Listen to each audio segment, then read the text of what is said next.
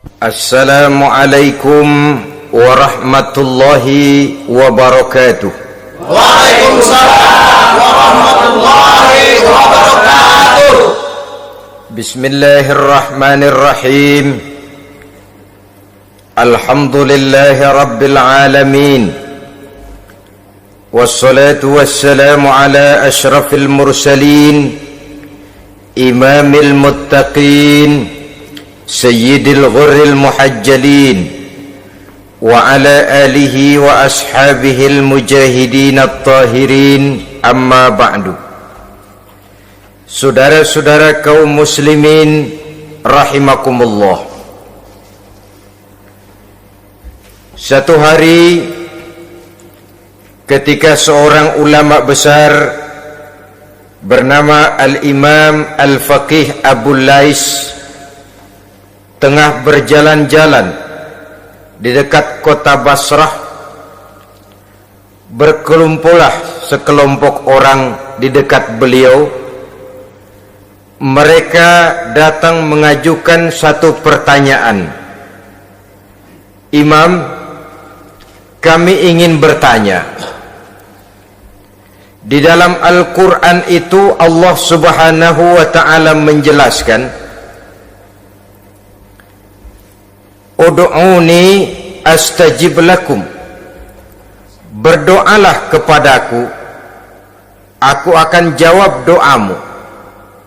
Mintalah kepadaku, aku kabulkan permintaanmu. Itu dan begitu janji Allah di dalam Al-Quran. Kami, kata orang-orang tadi, sudah lama berdoa kepada Allah, tapi kenapa sampai sekarang doa kami ini belum dikabulkan?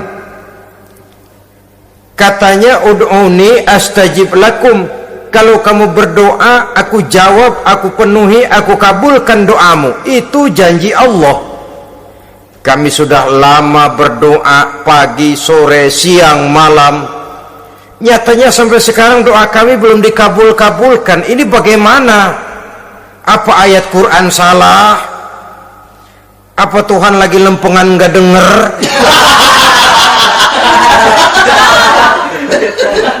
Apa doa kami yang terbalik? Kelihatannya sepele saja ini. Doa tidak didengar oleh Allah. Permohonan tidak dijawab, tidak dikabulkan oleh Allah.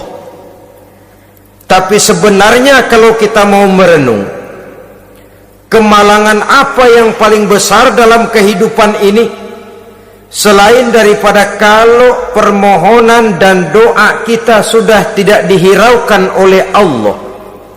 Artinya hidup sudah tidak diopeni oleh Allah. Jangankan Allah, saudara-saudara, kita nggak diopeni sama mertua saja bingung. Ini mertua diem aja, kalau saya salah apa salahnya, kalau ada yang dikepengenin apa kepengenannya, boyak ngomong kenapa diem begitu. Ini tidak diopeni oleh Allah. Kemalangan apa yang lebih malang selain daripada kalau doa sudah tidak didengar oleh Allah? Itu sudah kemalangan yang paling malang, lebih malang dari kota Malang saya kira.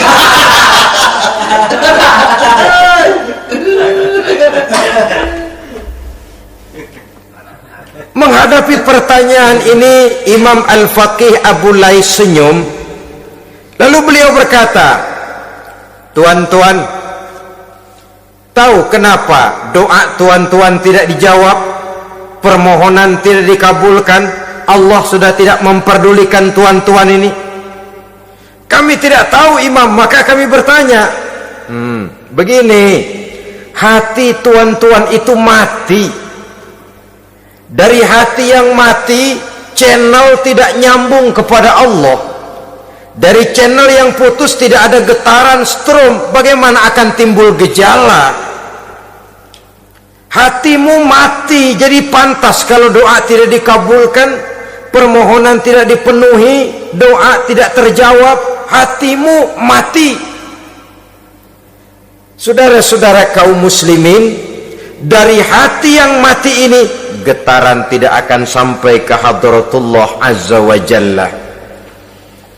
Nah, ini juga satu penyakit yang kita sangat khawatirkan, yaitu apabila hati kita sudah mati selagi jasad masih hidup. Artinya jadilah kita bangkai berjalan di hadapan Allah subhanahu wa ta'ala.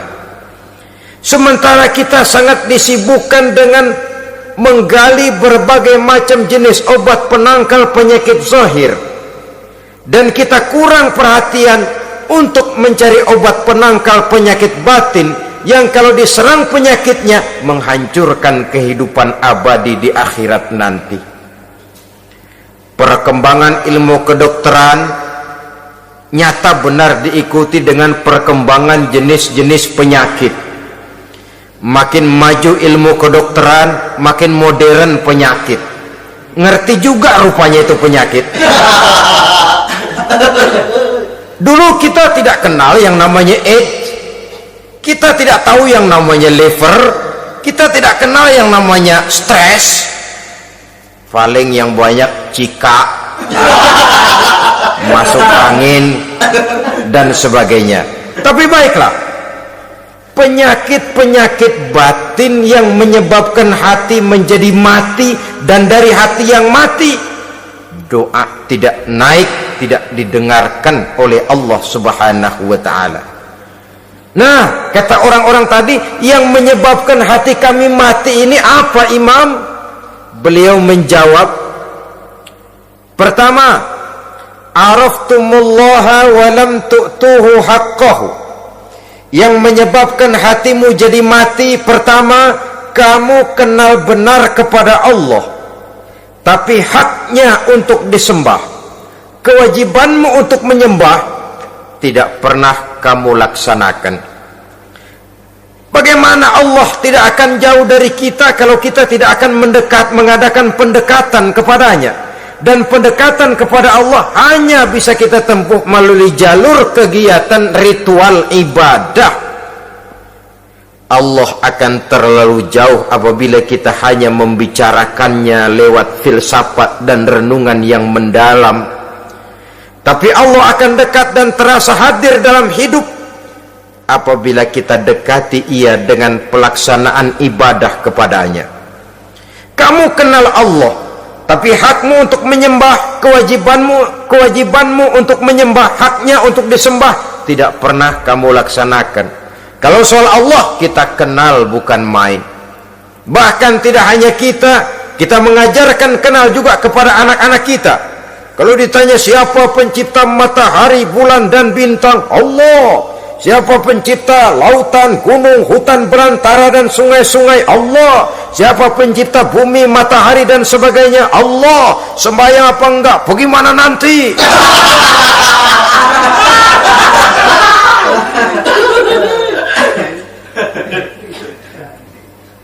Tanpa pendekatan Allah akan jauh. Apabila Allah jauh, maka doa tidak akan didengarkan olehnya. Oleh sebab itu, logika mengajarkan kepada kita, berpayahlah dulu, wa man ladzatu illa ba'da ta'ab, innama al-usri yusra. Di balik kesulitan menunggu kemudahan. Nikmat baru akan terasa, kelezatan hidup baru akan terasa setelah kita jerih payah banting tulang peras keringat. Rasanya memang lebih nikmat sepotong singkong hasil cucuran keringat sendiri ketimbang roti dijejelin orang. Ini berarti kita ingin mohon pertolongan kepada Allah, sementara dengan Allah sendiri kita jauh. Sama saja dalam kehidupan kita analoginya, saudara-saudara. Orang tidak kenal kepada saudara, tahu-tahu jauh dari saudara, tahu-tahu datang mau minjem duit. Apa kesan saudara? Enak aja, kenal enggak, dekat enggak, datang-datang mau minjem duit. Emang duit percetakan bapak lu?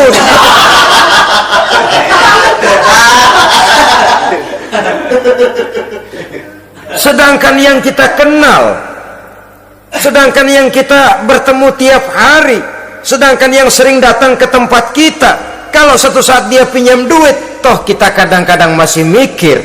Apalagi datang nggak pernah, berkunjung nggak pernah, ngobrol nggak pernah, apalagi kenal juga nggak pernah, datang-datang mau minta. Macam apa? Datang nemuin Tuhan setahun 2 kali, Idul Fitri, doang Idul Adha. Doa cerewet banget, apa aja diminta. Saudara hadirin, bagaimana doa akan kabul, permohonan akan dijawab jikalau kita jauh dari Allah, kita kenal Allah, haknya untuk disembah, kewajibannya untuk menyembah, tidak pernah kita laksanakan. Itu yang menyebabkan hati kita lalu menjadi mati. Padahal mengenal Allah, setelah mengenalnya, mengadakan pendekatan kepadanya melalui ritual ibadah yang dicontohkan oleh Rasulullah Sallallahu Alaihi Wasallam. Ini hal pertama yang menyebabkan hati jadi mati. Kamu terlalu kenal Allah tapi tidak pernah menyembah kepadanya.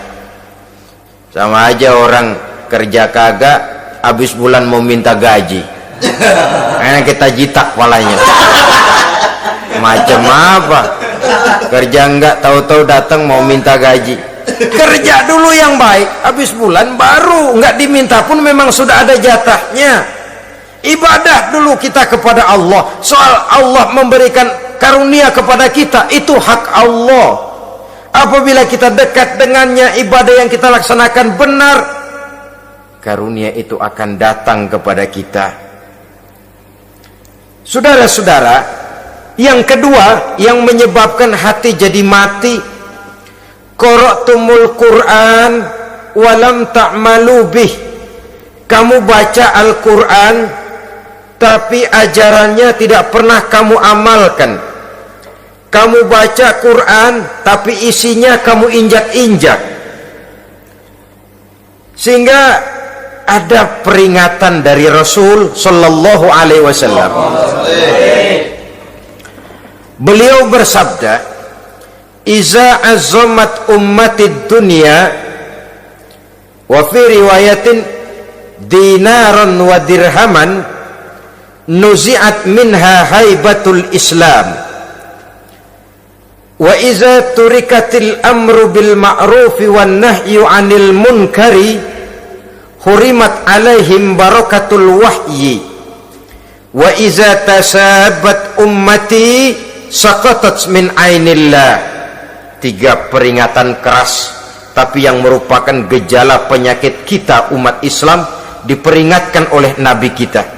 Pertama, iza azzamat ummatid dunya, apabila umatku telah terlalu mengagung-agungkan dunia, apabila umatku telah jatuh menjadi umat yang materialistis, segalanya diukur dari sudut keduniaan saja, nuzi'at minha haibatul Islam, maka akan dicabutlah dari mereka kehebatan agama Islam. Hilang kehebatan Islam apabila kita jatuh menjadi umat pengagung dunia, penyembah materi. Nilai kita, keberadaan kita tidak dihargai orang lain. Orang memandang kita remeh saja. Orang Islam gak ada apa-apanya, bayar aja, bisa dibeli, bisa diatur, bisa dikerjain, garap saja. Nuzi'at minha haibatul Islam, hilang dari mereka kehebatan Islam ini. Kenapa? Mereka telah mengagungkan dunia dan menjadikannya sebagai tujuan. Padahal dunia cuma alat, materi cuma alat, harta cuma alat. Yang kedua, wa iza turikatil amru bil ma'rufi wan nahyu 'anil munkari hurimat 'alaihim barakatul wahyi. Apabila telah ditinggalkan amar ma'ruf dan nahi munkar, maka hilanglah keberkahan wahyu. Ini yang ada hubungannya dengan masalah kita. Kita baca Quran, kita tidak amalkan isinya. Bagaimana hati tidak jadi mati? Amar ma'ruf dan nahi munkar ditinggalkan orang, hilang keberkahan wahyu. Pada saat itu boleh jadi Quran ada, tapi cuma tinggal tulisan saja. Islam ada, cuma tinggal sekedar nama saja. Diseminarkan, disimposiumkan, dimuktamarkan, tapi tidak dijabarkan dalam kehidupan sehari-hari. Apabila amar ma'ruf dan nahi munkar telah ditinggalkan orang, hilang keberkahan Quran itu. Akibatnya apa? Apabila amar ma'ruf tidak lagi digalakkan orang, nahi munkar tidak dilaksanakan orang, lalu orang menilai sesuatu menurut seleranya sendiri. Mana yang ma'ruf, mana yang munkar, tidak ada lagi patokan utama. Kalau baik kata otaknya, dia kerjakan. Tidak baik menurut otaknya, dia tinggalkan. Agamanya adalah otak, berhalanya adalah akal. Akhirnya umat kehilangan pedoman. Tidak lagi jelas mana batas yang ma'ruf, mana batas yang munkar. Dalam kondisi sedemikian, akhirnya akan terjadi penjungkiran nilai. Paling celaka nantinya, yang ma'ruf malah dianggap munkar, yang munkar malah menjadi ma'ruf. Peringatan ketiga dari Nabi, wa iza tasabat ummati saqatat min ainillah. Apabila umatku sudah saling berbantahan, apabila umatku sudah saling caci memaki, saqatat min ainillah, jatuhlah mereka dalam pandangan Allah Subhanahu wa ta'ala. Hilang wibawa umat yang sudah saling mencaci maki, saling menjatuhkan, saling gasak, gesek, gosok. Justru agama menganjurkan kita ini saling asah, asih, asuh. Kadang yang kita praktekkan, kita ini saling gasak. Yang kedua, saling gesek. Yang ketiga, saling gosok. Gasak, gesek, gosok, kacau kita ini. Saling gasak, menjegal kawan seiring, menggunting dalam lipatan. Saling gosok, fitnah sana, fitnah sini. Saling gesek, sikut kiri, sikut kanan. Tidak peduli orang lain luka dan sebagainya. Yang penting dia bisa nangkring. Jatuh kita dalam pandangan Allah apabila umat sudah saling mencaci maki. Maka kita kembali kepada persoalan hal kedua yang menyebabkan hati jadi mati, qara'tumul Quran walam ta'malu bih. Kita baca Al-Quran tapi ajarannya nyaris tidak kita amalkan di dalam kehidupan kita. Akibatnya hati lalu jadi mati. Itu yang kedua. Yang ketiga yang menyebabkan hati jadi mati dan doa tidak terjawab, idda'aitum annakum min ummati Muhammadin sallallahu alaihi wasallam walam ta'malu bi sunnatihi. Kamu mengaku, kamu memproklamirkan diri sebagai umatnya Nabi Muhammad, tapi sunnahnya tidak pernah kamu amalkan. Malahan perkembangan paling akhir bukan saja tidak mau mengamalkan sunnah, malah mengingkari sunnah. Inna lillahi wa inna ilaihi raji'un. Oh, Nabi Muhammad itu manusia biasa seperti kita. Sebagai manusia dia bisa salah. Dan ternyata hadis banyak yang palsu. Yang otentik cuma Quran, selebihnya adalah sejarah. Tidak ada itu sunnah, langsung saja kepada Quran. Oh, hadis itu bukan sumber hukum. Oh, tidak perlu mengamalkan sunnah. Saudara-saudara kaum muslimin, mengaku kita umat Nabi, tapi sunnahnya kita campakkan, tidak kita amalkan. Setelah tidak kita amalkan, kita campakkan. Setelah kita campakkan, kita ingkari pula. Inna lillahi wa inna ilaihi raji'un. Bagaimana hati tidak jadi mati? Kalau siang malam kita memproklamirkan diri sebagai umat Nabi Muhammad, sementara sunnahnya kita campakkan, kita abaikan, dan kita ingkari dia sunnah itu. Padahal jikalau sekarang kita mengenal Islam, jikalau kita sekarang ngerti halal haram, tahu hak batil, bisa memilah dan memilih antara yang ma'ruf dengan yang munkar, itu utamanya adalah karena jasa Nabi Muhammad sallallahu alaihi wasallam yang dari generasi ke generasi dilanjutkan oleh para sahabat, oleh tabi'in, oleh tabi'it tabi'in, terus oleh para ulama-ulama sampai kepada kita sekarang ini. Walaupun beliau hanya berfungsi sebagai penyampai, tapi kepribadiannya dijadikan model oleh Allah Subhanahu wa taala di dalam kita melaksanakan kehidupan beragama. Bahwa beliau manusia seperti kita, memang dalam arti unsur biologisnya ya manusia, punya darah, punya daging, punya hati, punya perasaan, bisa sedih, bisa gembira. Tetapi beliau itu termasuk basyarun la kal basyar, manusia yang tidak seperti manusia pada umumnya, punya spesifik, dan itu wajar sebagai seorang rasul pilihan Allah, apalagi merupakan rasul pilihan dari sekian puluh pilihan. Bahwa jamrud itu batu memang, tapi nilainya kan berbeda dengan batu kolar. Satu truk batu kolar dengan barangkali segenggam batu jamrud, nilainya tentu jauh lebih mahal batu jamrud.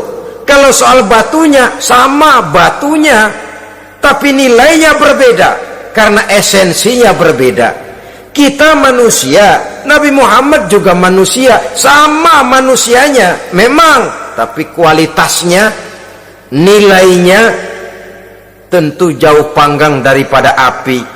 Itu sebabnya Allah menjadikan beliau sebagai model. Laqad kana lakum fi rasulillahi uswatun hasanah.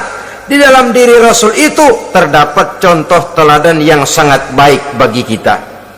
Oleh karenanya, pada pertemuan kali ini, apabila kita konsekuen mengaku umat Nabi Muhammad, marilah konsekuen juga menegakkan sunnahnya. 3. Yang keempat, yang menyebabkan hati jadi mati dan doa tidak terjawab, akaltum ni'mata rabbikum walam tashkurulah. Tiap hari kamu makan nikmat Tuhanmu, tapi kamu tidak pernah mau bersyukur kepadanya, kepada Allah Subhanahu wa ta'ala. Nikmat Tuhan kita doyan banget, tidak pernah sehari dan sesaat pun terlepas diri dan hidup ini dari nikmat-nikmat yang diberikan Allah. Sejak kita bangun tidur sampai tidur kembali, bahkan tidur itu sendiri, di pasar, di sawah, di kantor, dimanapun kita berada, nggak pernah nikmat Allah berhenti. Hidup kita dalam alam diberikan segala fasilitas untuk menunjang kehidupan. Gak pernah Allah pasang pajak matahari, gak pernah Allah pasang pajak gas udara. Nikmat-nikmat yang banyak itu tiap hari kita kecap, tiap hari kita nikmati, tapi kita tidak pandai bersyukur. Padahal Allah memberikan peringatan keras dalam hadis qudsinya, man lam yashkur ala na'mai walam yasbir ala balai falyakhruj min tahti samai wal yatlub rabban siwaya. Siapa yang tidak mau bersyukur terhadap nikmat yang aku berikan kepadanya dan tidak mau bersabar terhadap ujian yang aku berikan kepadanya, silahkan keluar saja dari kolong langit ini dan cari Tuhan selain aku. Diusir oleh Allah. Kalau orang tidak mau bersyukur terhadap nikmat yang aku berikan dan tidak mau bersabar terhadap ujian yang aku timpakan, keluar dari kolong langitku, keluar, cari Tuhan selain aku. Diusir. Lah yang ngusir Allah. Anak sekarang bilang mau ke Menong.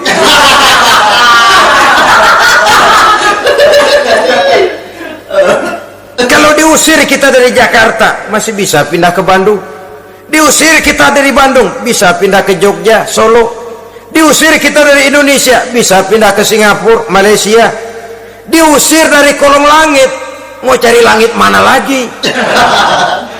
Kalau kau tidak mau mensyukuri nikmatku, tidak sabar terhadap ujian yang aku berikan kepadamu, keluar saja, keluar dari kolong langitku ini, cari Tuhan selain aku. Kalau istilah kita mah Tuhan jengkel banget udah itu. Nikmatku, yang nikmat yang aku berikan kau makan, tapi kepadaku engkau tidak pernah mau bersyukur.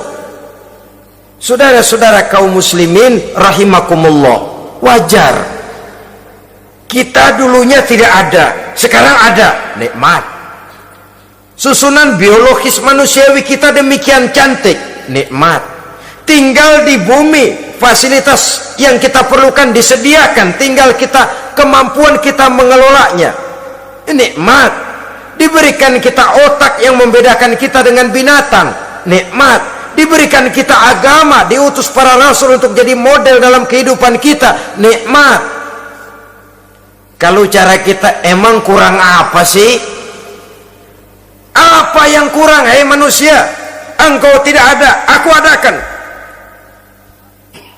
Kalau aku perintahkan kau tinggal di bulan, mungkin kau tidak akan sanggup hidup. Begitu lahir juga kelepok-kelepok habis. Ya nggak ada HO2 toh di bulan, mau ngisap apa? Aku tinggalkan kau, aku perintahkan tinggal di permukaan bumi. Alamnya indah, fasilitas serba menunjang, nikmati semuanya, semuanya untuk kamu, semuanya. Satu pintaku, syukuri nikmat yang aku berikan kepadamu. Ya bukan cuma syukur dalam ucapan, syukur dalam perbuatan. Banyak nikmat yang diterima, makin banyak dia sujud, makin banyak dia ruku, makin banyak dia mengadakan pendekatan kepada Allah. Syukur dalam artian berupa tindakan dan perbuatan, mempergunakan nikmat sesuai dengan kehendak yang memberikan nikmat itu sendiri kepada kita. Saudara-saudara kaum muslimin rahimakumullah, ini penyakit yang keempat. Kamu makan nikmat Tuhanmu, tapi kamu tidak pernah pandai bersyukur kepadanya, mensyukuri nikmat yang diberikan tadi. Bagaimana hati tidak jadi mati? Kita sibuk mempersolek jasmani, mencari obat penangkal penyakit zahir. Maka yang ramai di zaman sekarang, saudara lihat, salon, fitness, senam, macam-macam jenis. Tidak ada salahnya dan tidak ada jeleknya, tapi kalau itu sampai melupakan kita kepada memperindah batin, memperbaiki jiwa, artinya bukankah kita perlahan tapi mempersiapkan diri menjadi bangkai berjalan di hadapan Allah dengan operasi plastik, yang pesek jadi mancung, yang sipit jadi belok, kulit keriput jadi kencang,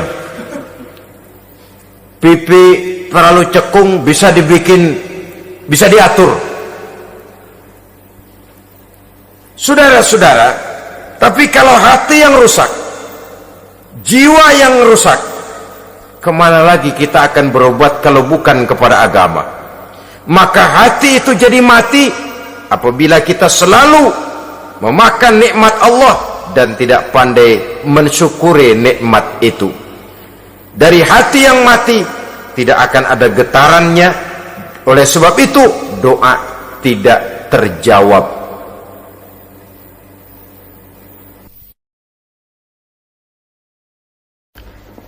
Selanjutnya yang menyebabkan doa tak terjawab dari sebab matinya hati, qultum annal mauta haqqun walam tasta'iddu lahu. Kamu berkata, kamu yakin bahwa mati adalah sesuatu yang benar, tapi kamu tidak pernah punya persiapan untuk mati. Padahal menurut logika, orang yang akan bepergian jauh tentu dia harus mempunyai bekal yang cukup. Semakin jauh jarak perjalanan yang akan ditempuhnya, semakin banyak perbekalan yang harus dibawanya. Dahulu, seketika beberapa jamaah dari Yaman akan melaksanakan ibadah haji dengan nekat. Mereka berprinsip, pokoknya kan berangkat haji jadi tamunya Allah, nanti Allah yang akan ngelayanin. Mereka nekat, modal badan doang berangkat. Diadukan kepada baginda Rasul, lalu turun peringatan dari Allah, wa tazawwadu fa inna khairaz zadi taqwa. Jangan begitu, bawa bekal. Sesungguhnya bekal yang paling baik adalah takwa.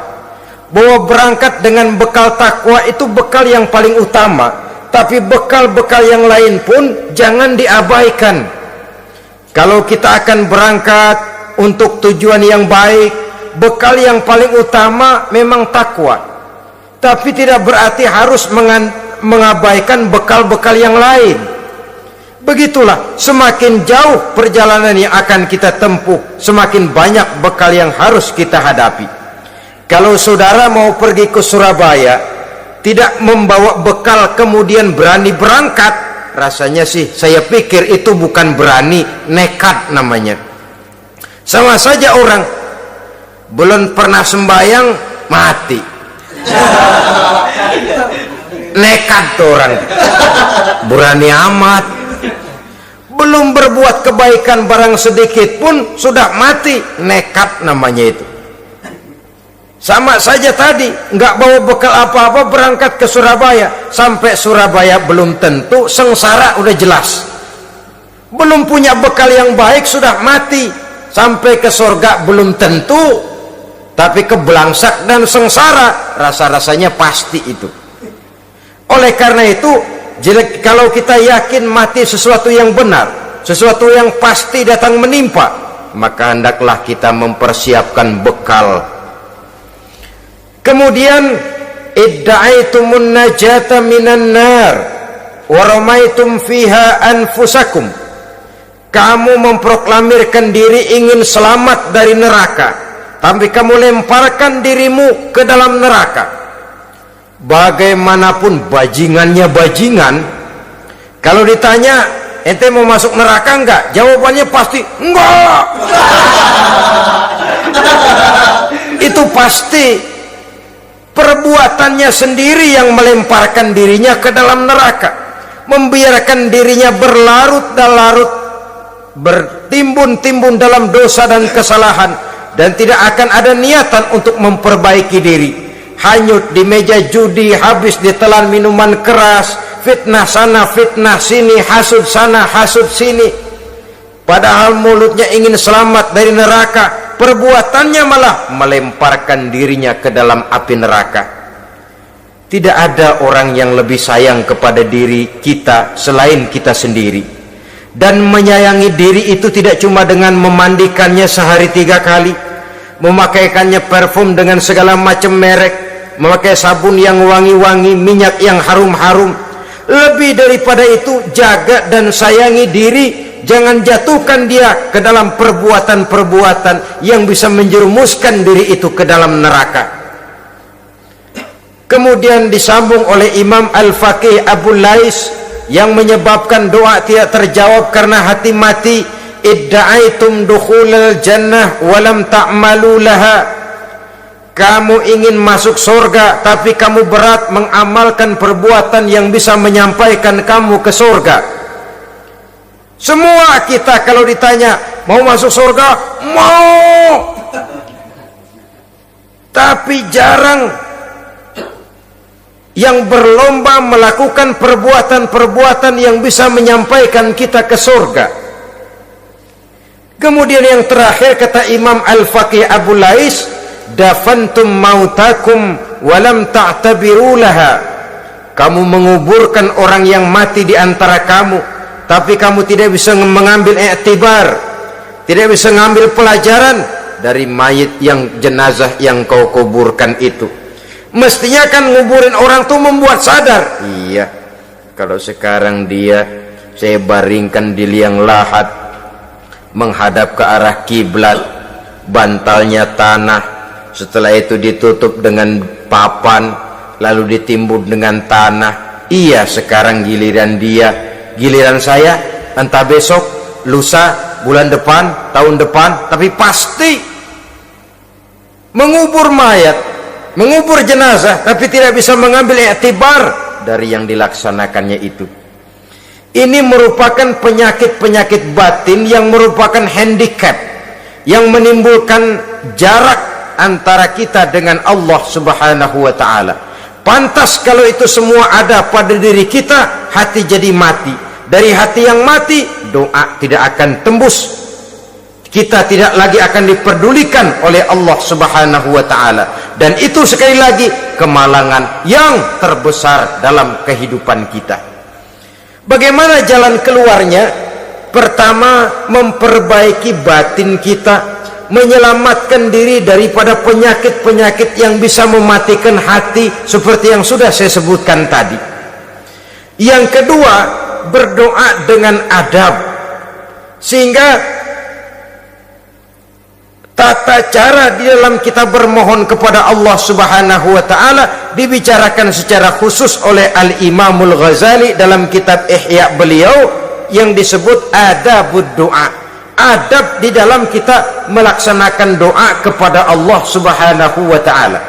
Setelah batin ini bersih dari penyakit-penyakit hati yang bisa menyebabkan hati jadi mati, berdoalah kita kepada Allah. Bagaimana adabnya? Kata Imamul Ghazali rahimahullah, yang pertama, hendaklah ia di dalam berdoa itu memilih waktu yang mulia. Minal awqatis syarifah, kata beliau, memilih waktu-waktu yang punya nilai mulia.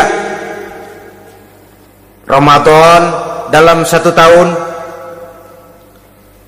Jumat dalam tiap minggu, sepertiga malam yang akhir pada setiap hari.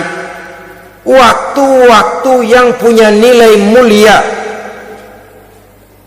Walaupun misalnya saudara berdoa pada hari Kamis, tidak ada halangannya Allah mau kabulkan. Ini tidak berarti bahwa kalau sudah berdoa hari Jumat lalu hari Kamis tidak mau berdoa, tidak. Lebih memilih mengintai waktu-waktu yang punya nilai mulia. Lailatul Qadar sekali dalam setahun, waktu-waktu yang punya nilai mulia. Logikanya begini, saudara-saudara, kalau kita datang ke rumah seseorang, tujuan utama kita minjem duit, yang paling pertama kita perhitungkan tanggal berapa nih. Kan itu toh, tanggal berapa. Kalau tanggal 20 atuh minjem duit, orang lagi ngap-ngapan, boro-boro dia bisa minjemin, dia sendiri mungkin lagi pusing. Kita lebih dulu kita amatin tanggal berapa nih yang enak, sore apa siang, jam 2. Jam 2 dia baru pulang dari kantor, tapi giliran tidur. Kalau dia tidur dibangunin datang mau minjem duit, kagak dimaki-maki sudah kebagusan deh. Kan kita lihat waktunya, timingnya, kata orang sekarang, tanggal berapa, sore apa malam, apalagi gulem apa terang bulan, itu semua sudah kita atur sedemikian rupa, memilih waktu. Yang kedua, kata Imamul Ghazali, keadaan, memilih keadaan yang istimewa. Kalau tadi soal waktu, yang kedua soal keadaan. Ada situasi-situasi di mana doa itu diijabah oleh Allah Subhanahu wa ta'ala. Di antaranya kata Imam Abi Hurairah, inda zahfi sufuf fi sabilillah, pada waktu mengatur barisan perang membela agama, di situ doa kabul. Inda nuzulil ghais, ketika turun gerimis, di situ doa makbul. Inda iqamis sholah, ketika sholat mau didirikan, riwayat lain bainal azan wal iqamah, antara azan dan qomat, di situ doa makbul. Itu memilih keadaan-keadaan. Kemudian yang ketiga, kata beliau, berdoa menghadap kiblat. Ya, apa kalau doa madhab mudik Tuhan gak tahu? Tahu. Tuhan gak dengar, cuma lebih etis. Lebih etis kalau kita berdoa menghadap ke arah kiblat. Saudara-saudara kaum muslimin rahimakumullah. Yang keempat, hifdzus saut, menyederhanakan suara. Tidak terlalu keras, juga tidak terdengar orang lain, apalagi kalau doa kita diaminkan oleh orang lain. Tidak usah terlalu keras. Kenapa? karena Allah yang kita meminta kepadanya bukan zat yang tuli, bukan zat yang buta, bukan zat yang tidak dengar, bahkan dia maha dengar. Juga tidak terlalu seperti orang berbisik-bisik, apalagi kalau doanya doa bersama-sama.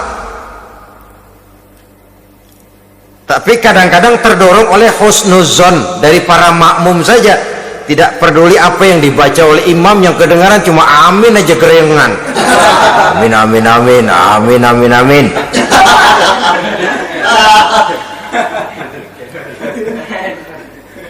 Juga tidak terlalu keras seperti orang berdoa, seperti orang pidato. Saudara-saudara kaum muslimin rahimakumullah, yang kelima, alla yatakallafa saja fid doa. Dalam berdoa, kalau istilah kita, jangan nyelongcong. Suja ini menunjukkan sikap berani kepada Allah. Misalnya ada orang berdoa, ya Allah ampunilah saya kalau engkau mau. Kalau Allah mau, kasihanilah saya ya Allah kalau engkau mau. Itu doa orang songong. Atau sama saja, ya Allah berilah saya rezeki dikit aja. Emang kenapa pakai begitu?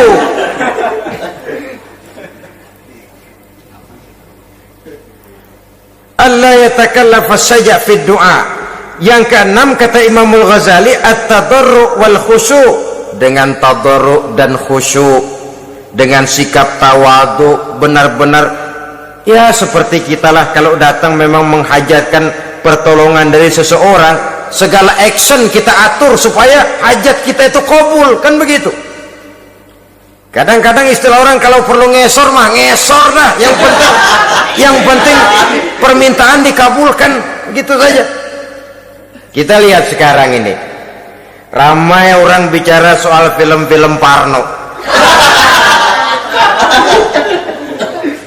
Kelihatannya pendatang-pendatang baru, pokoknya asal bisa main dah, bugil ya bugil dah. Yang penting nyohor, bisa tampil. Walaupun dalinya semua sama, mula-mula cuma iseng. Adegan panas bagaimana? Kalau tuntutan skenario apa boleh buat? Apa boleh buat? Emang nggak bisa milih. Setelah film beredar baru saya juga jijik ngeliat, ilah tadi kemana waktu bikin? Udah jadi baru jijik, bikinnya merem memang itu.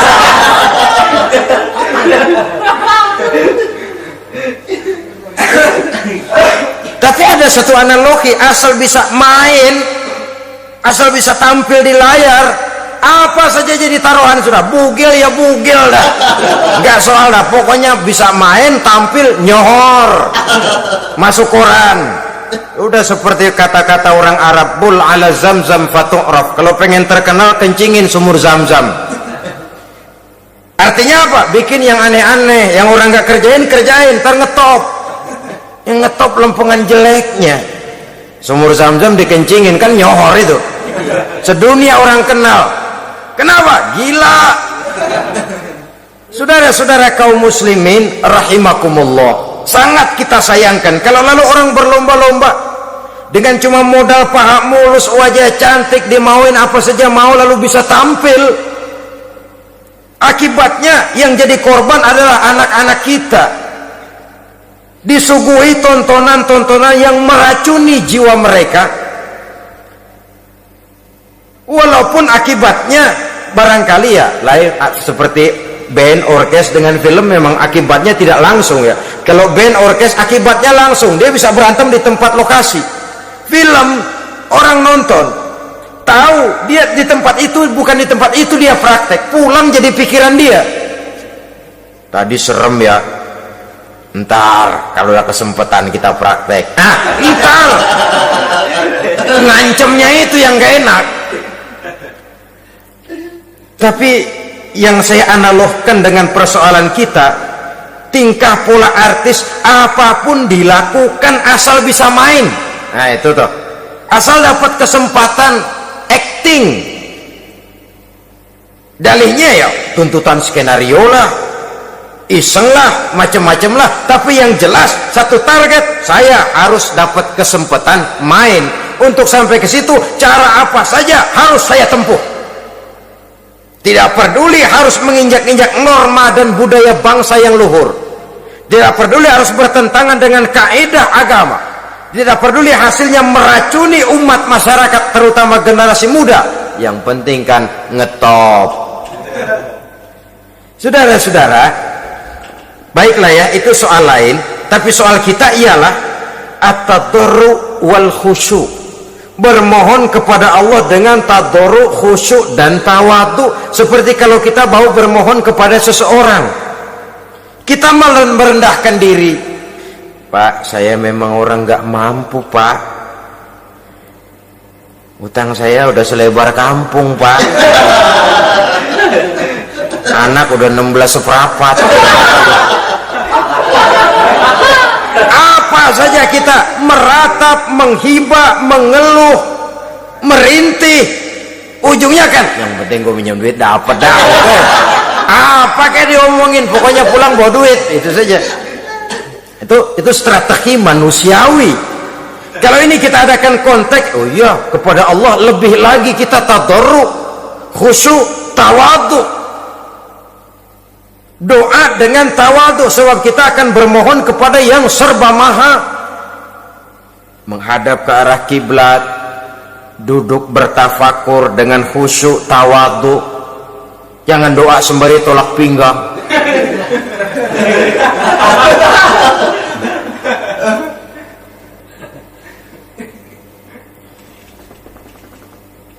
Yang ketujuh, kata Imam Al-Ghazali, ayyujzimad du'a wa yuqina bil ijabah.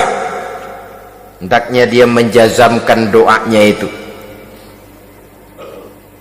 dan yakin bahwa doanya akan dikabulkan oleh Allah. Sebab kata Nabi, innallaha la yaqbalu du'aan min qalbin ghafilin lahin. Allah subhanahu wa ta'ala tidak akan menerima doa dari hati yang lalai dan main-main. Doa ke orang ugah-ugahan.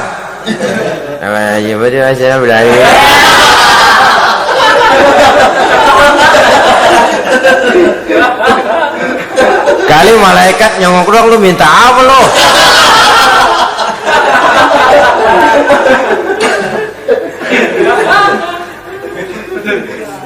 Seperti tadi itu, kita datang mau minjem duit sama orang, ngomongnya ogah-ogahan. Minjem duitnya dikasih syukur enggak, ya udah. Ya enggak lah, enggak dikasih sudah. Kenapa? Mintanya begitu, enggak serius dan enggak yakin bahwa doanya akan dikabulkan. Kalau kita sudah punya keyakinan, jangan-jangan doa saya enggak diterima Allah. Enggak. Ana, kata Allah, ana inda zonni abdi bi. Aku sih bagaimana menurut sangka hambaku kepadaku saja. Kalau sangkanya baik, aku baik. Kalau sangkanya doanya dikabulkan, aku kabulkan. So itu doa harus dengan pasti dan harus dengan yakin doa itu akan dikabulkan dan meluruskan harapan, membenarkan cita-cita, meluruskan maksud apabila doa itu dikabulkan oleh Allah Subhanahu wa ta'ala. Saudara-saudara, oleh karenanya jangan doa setengah hati. Jangan berdoa sambil main-main, apalagi menghadap kiblat dengan dua tangan terangkat sebagaimana dicontohkan oleh Rasulullah Shallallahu Alaihi Wasallam. Bahwa berdoa tanpa mengangkat kedua tangan pun Allah tahu, Allah dengar, tapi kelihatannya kurang serius, seolah-olah terserah ada Tuhan, mau dikasih ya kasih, enggak ya udah. Seolah-olah kita tidak serius dalam berdoa. Kemudian yang berikutnya, kata Imamul Ghazali, ayyaftatahad du'a bi zikrillah fala yabda'u bisu'al. Hendaknya dia mulai berdoa itu dengan menyebut nama Allah, berzikir kepada Allah. Fala yabda'u bisu'al, jangan langsung memulai dengan permintaan. Ini tata krama etisnya. Sama juga orang kirim surat, salam sejahtera kami haturkan, padahal mah nggak ada itu juga nggak apa-apa. Itu kan maksud mukaddimah saja. Besar harapan kami semoga Bapak dan keluarga di sini pun berada dalam keadaan sehat walafiat. Selanjutnya kami telah dengar dari berbagai teman tentang kedermawanan Bapak, tentang bantuan Bapak di berbagai bidang yang menyangkut sosial pendidikan. Sehubungan dengan itu maka kami bermaksud mengajukan permohonan. Baru masuk itu mah 15 kalimat kesonoin urusan lain. Intinya sehubungan dengan itu kami bermaksud memohon kepada Bapak. Kita mulai. Salam sejahtera kami haturkan, bersama ini pula kami macam-macam lah. Sama juga seperti tadi itu. Kita datang mau minjem duit. Datang karena kita tahu datang habis bulan. Malam terang bulan. Udaranya sejuk. Ngobrol lah kita. Dapat teh. Apa kabar Pak? Baik. Aduh Bapak sih untung dah Pak, kayak pemurah lagi. Saya tahu Bapak banyak nyumbang di mana-mana. Di Angon aja tuh orang di Angon.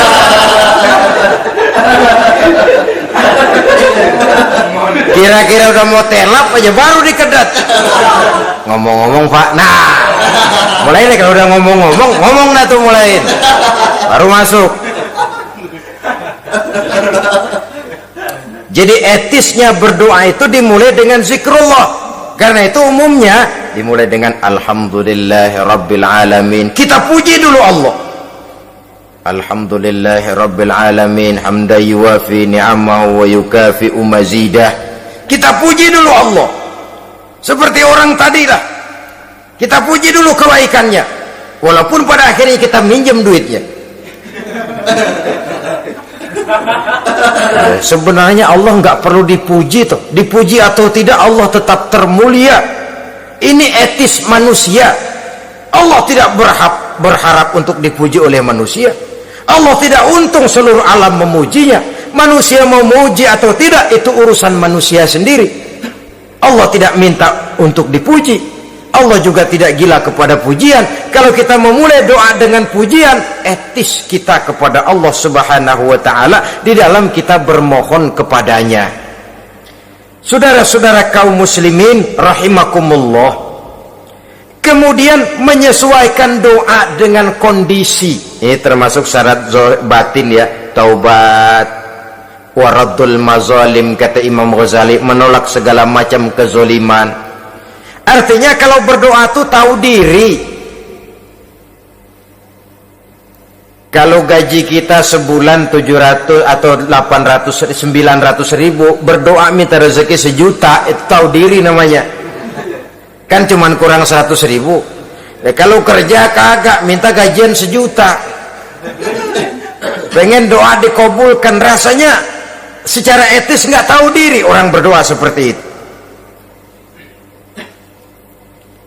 Orang datang mau minta duit, mau pinjam duit kepada kita, kan kita lihat kira-kira mampu ngembaliin nggak nih orang.